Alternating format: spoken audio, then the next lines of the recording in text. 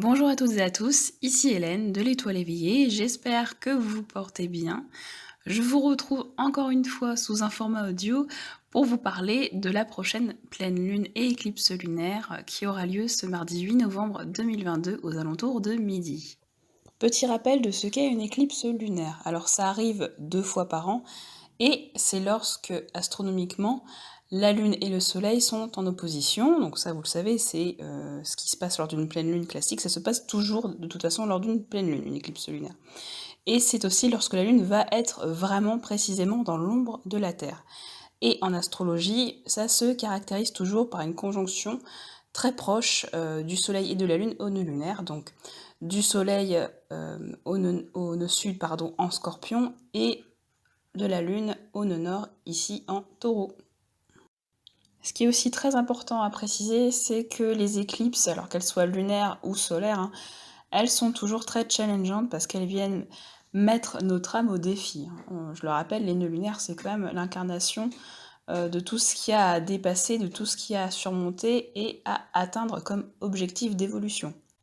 Le nœud sud, il est relié au passé, aux vies antérieures, et en plus en Scorpion, vu qu'il est en Scorpion depuis quelque temps déjà, il va vraiment faire ressortir tous nos traumas, nos blessures, nos peurs, tout ce qu'on n'a pas forcément envie de voir, tout ce qu'on a aussi acquis du passé. C'est pas forcément que des choses négatives, attention, mais c'est vrai qu'en Scorpion, ça peut être encore plus bousculant, j'allais dire, parce que c'est un signe vraiment qui est relié au karma.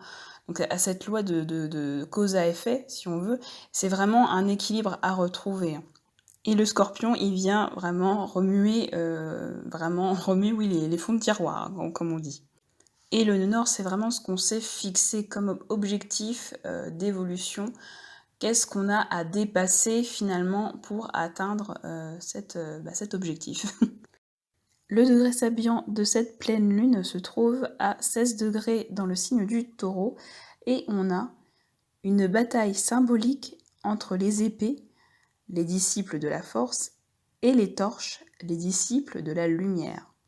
Alors, ce qu'on imagine ici, c'est qu'il y a vraiment une idée de lutte entre deux idées, deux concepts ou deux choix à faire. L'un va plutôt concerner le mental, parce que les épées dans le tarot, c'est toujours l'élément de l'esprit et du mental, de l'intellect. Et les torches, donc, sont assimilées à la lumière, donc à ce côté spirituel. On peut donc se sentir coincé entre ses idées, ses réflexions, son mental en gros, et ce que nous dicte notre âme. Au fond, on peut se demander qu'est-ce qui est bon pour nous, on peut beaucoup se prendre la tête, voilà, puis en plus c'est valable parce qu'il y a on le verra un peu plus tard, mais comme Mercure est conjoint en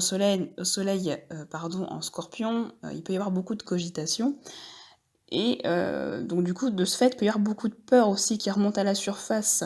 On se pose beaucoup de questions, on se demande peut-être vraiment de quoi on a besoin profondément pour notre bien-être en fait.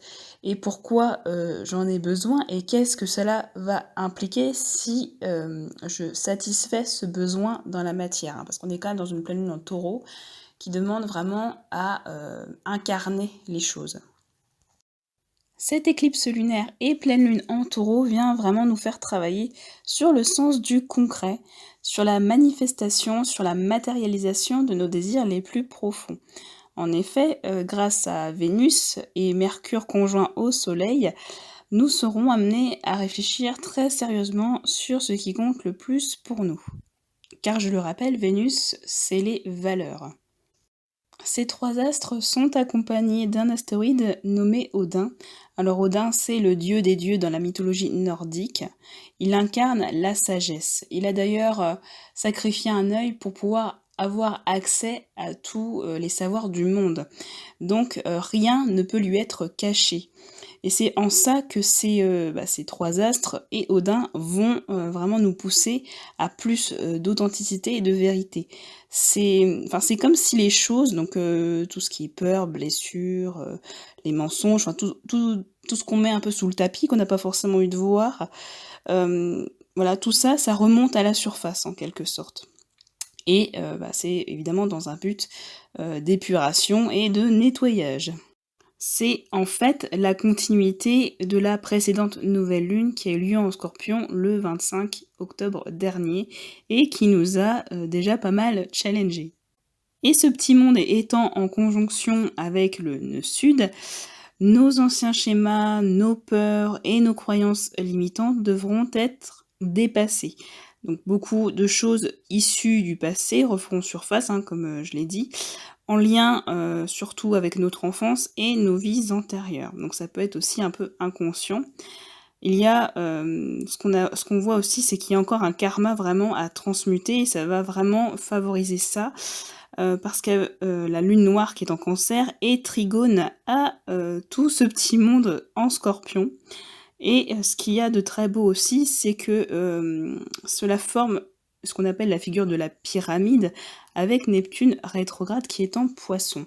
Ça va vraiment nous apporter cette dimension spirituelle, cette compréhension vraiment, j'allais dire, au-delà des mots, de tout ce qui se passe en nous et autour de nous. Il y a vraiment cette sensation d'être connecté et, comment dire, de compréhension sur un plan plus subtil, plus spirituel. En face, on retrouve la Lune et Uranus rétrograde qui sont conjoints en Taureau et peuvent nous apporter certains déclics, hein, parce que Uranus, c'est une énergie assez électrique, hein, donc ça peut être aussi tout ce qui est imprévu. Il peut y avoir des choses qui nous tombent un petit peu sur le coin de la tête, j'ai envie de dire, et qui peuvent vraiment nous apporter des prises de conscience assez soudaines, notamment sur nos habitudes de vie, notre hygiène, etc. Parce que voilà, on est quand même dans le signe du Taureau, donc c'est assez concret, hein. Mais nous pouvons aussi être tiraillés entre une envie très prégnante, j'allais dire, de changement et en même temps l'envie de rester dans sa petite zone de confort, dans ce qu'on connaît, ce qui nous sécurise et ce qui nous rassure. Et vu que le nœud nord est conjoint à la Lune et à Uranus, ça va quand même nous inciter à sortir de cette fameuse zone de confort, à nous dépasser et effectivement tout cela c'est en accord avec les désirs de notre âme pour notre évolution. Lors de cette pleine lune, il est fort probable que vous ressentiez également un fort besoin de liberté et d'indépendance. Alors parce que déjà, Uranus rétrograde est conjoint au nord et à la lune en taureau, et Uranus, vous savez, c'est la planète de la révolte, de la rébellion. Il a vraiment du mal à rester en place. Et ce qui est aussi très intéressant, c'est qu'on a l'astéroïde Artémis qui est conjoint également au nœud nord. Et Artémis, dans la mythologie grecque, c'est la déesse de la chasse, de la nature, des animaux, qu'on peut aussi associer à la lune, hein, d'ailleurs, c'est assez intéressant. Et c'est vraiment une des déesses qu'on ne peut pas dompter, qu'on ne peut pas soumettre. Il se peut que vous ressentiez cette envie de vivre pleinement selon votre véritable nature et de ne plus attendre finalement qu'on vous dise quoi faire. Et bon, voilà, il faudra faire effectivement attention un petit peu à ça. Mais ce qui est intéressant, c'est qu'on la retrouve aussi sous d'autres formes, notamment avec Giovanna. Giovanna, c'est la version slave d'Artémis, tout simplement, qui, elle, est conjointe à Vénus en Scorpion. Comme je vous l'ai dit, Vénus, c'est vraiment les valeurs, ce qui compte vraiment pour nous. Et Giovanna, donc, elle incarne aussi ça, cette envie de liberté et de vivre pleinement. Ce qui est encore plus intéressant, c'est qu'on a la version romaine, donc Diana, qui est en Poisson et qui forme un trigone au Soleil et un sextile à la Lune. Donc c'est vraiment ces trois astéroïdes voilà, qui sont l'incarnation d'une seule et même déesse et qui vont vraiment incarner ce besoin, cette envie de liberté, de changement. Et ce qui compte en un sens, parce que c'est aussi la déesse de la chasse, donc elle va avoir cette volonté de traquer aussi, de poursuivre un but. Et ce qu'on peut dire, c'est que ici, c'est pas le résultat qui va compter, en quelque sorte, c'est vraiment le cheminement qui va y amener. La question, c'est que sommes-nous prêts à faire pour obtenir ce que l'on souhaite? Il va falloir se fixer des objectifs concrets et précis et sérieusement élaborer un plan pour les atteindre. Mais ça va pas vraiment se passer tout seul, parce qu'il y a encore des hésitations et, comme on l'a vu, beaucoup de questionnements, notamment avec Mars qui rétrograde en Gémeaux depuis le 30 octobre et qui fera ça jusque début janvier. Donc Ce qui est aussi encore, pesant, j'allais dire, c'est qu'il est en carré à Neptune, rétrograde, qui lui est en Poisson et on ne sait, de ce fait plus trop où on va, où on est. On a l'impression de voguer, dans un brouillard sans fin, donc on se demande, quelle est la bonne direction finalement? Dans quelle direction je dois aller pour être au mieux? Et cette notion de choix, en fait, elle peut je dis beaucoup en fait, hein, pardon. Cette notion de choix, à faire, elle est, comment dire? Elle peut vraiment se faire sentir et ce qui est intéressant, c'est que les 2 signes dans lesquels ça se passe, donc le Gémeaux, et le Poisson, sont les 2 seuls signes à être 2, hein, entre guillemets. C'est le seul signe qui sont au pluriel, donc c'est pas pour rien. Avec le Gémeaux, il y a toujours, vu que ce sont des jumeaux, hein, il peut vraiment y avoir cette notion de choix, à faire et cette hésitation. Et vu que Mars est en Gémeaux, il va falloir faire attention à ne pas trop se disperser, à vouloir aller, un petit peu dans tous les sens. Justement, là, vu qu'il est rétrograde, il va nous demander, de nous calmer un petit peu et de réfléchir, un peu plus à la conséquence ou au poids de nos actes, en fait. Donc pas de précipitation, hein, c'est vraiment, le mot d'ordre ici. Et cet effet-là va être encore plus accentué parce que Saturne, qui est en Verseau, se retrouve en T carré, à la pleine lune, donc à la fois carré au soleil et à la lune. Et ça va vraiment nous demander, à ralentir le rythme pour penser, se retirer et faire une pause, hein. Parce que Saturne, bon, c'est la planète des limitations, des blocages, en tout cas en mauvais aspect effectivement, mais c'est aussi une planète qui nous pousse à la réflexion. C'est l'incarnation de la sagesse et du temps, hein, il faut bien le rappeler. Si on ne prend pas consciemment ce temps, pour réfléchir, cela, va être provoqué par des événements extérieurs qui viendront, nous limiter, voire nous, bloquer dans nos actions. Donc ça peut être, tout simplement des pannes de véhicules, des annulations de rendez-vous et cetera. Et il faudra, de ce fait, vraiment faire preuve de patience et c'est pas l'astéroïde Patientia qui est lui-même, conjoint au nœud nord à la Lune et à Uranus en Taureau, qui nous dira le contraire. Ceux qui seront les plus touchés par cette éclipse lunaire et pleine lune en Taureau, ce seront évidemment nos Scorpions et nos Taureaux. Alors plus particulièrement pour ceux du deuxième décan, ou toujours pareil, hein, si vous avez des planètes aux alentours des 16e degrés de ces signes-là. Cela pourra être aussi très challengeant pour les autres signes qui sont en carré, à savoir le Lion et le Verseau, toujours pareil aux alentours des 16e degrés de ces signes-là.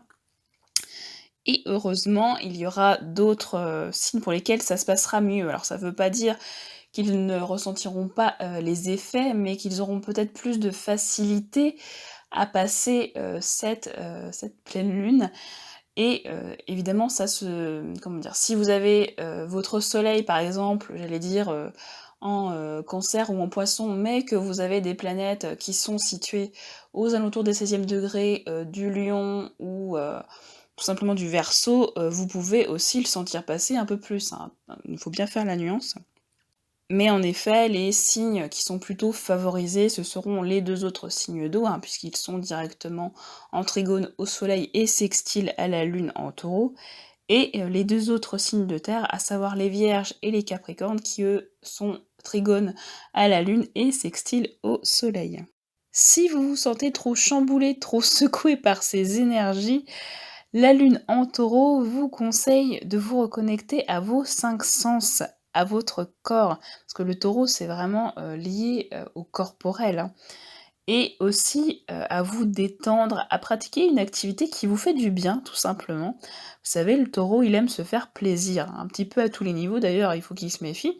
Il a peut-être tendance un petit peu à être trop gourmand sur certains points, mais dans une certaine mesure, voilà, il faut quand même se faire du bien, en profiter et ce qui est aussi très conseillé, c'est de se reconnecter, de se relier, à la nature, aux animaux, donc peut-être, aller se balader en forêt, ou sur une plage, peu importe. Faites bien attention au moment où vous allez vous promener en forêt, surtout en ce moment, voilà, petit aparté. Mais vraiment, ce qui va être important pour cette pleine lune en Taureau, c'est de s'ancrer et d'être dans l'ici et le maintenant. C'est maintenant la fin de cette vidéo. Je vous remercie de l'avoir écoutée jusqu'au bout. Si elle vous a plu comme d'habitude, n'hésitez pas à la liker, la commenter et ou à la partager. Et surtout, si ce n'est déjà fait, vous pouvez vous abonner à la chaîne pour ne rien louper des futures vidéos. Vous pouvez aussi me retrouver sur ma page Facebook à l'étoile éveillée-astrologie ou directement par mail si vous souhaitez me contacter à l'étoileéveillée@gmail.com. C'était Hélène de l'Étoile éveillée. Je vous souhaite de passer une pleine lune et éclipse lunaire aussi paisible que possible. N'oubliez surtout pas, le plus important, c'est de prendre bien soin de vous. À bientôt!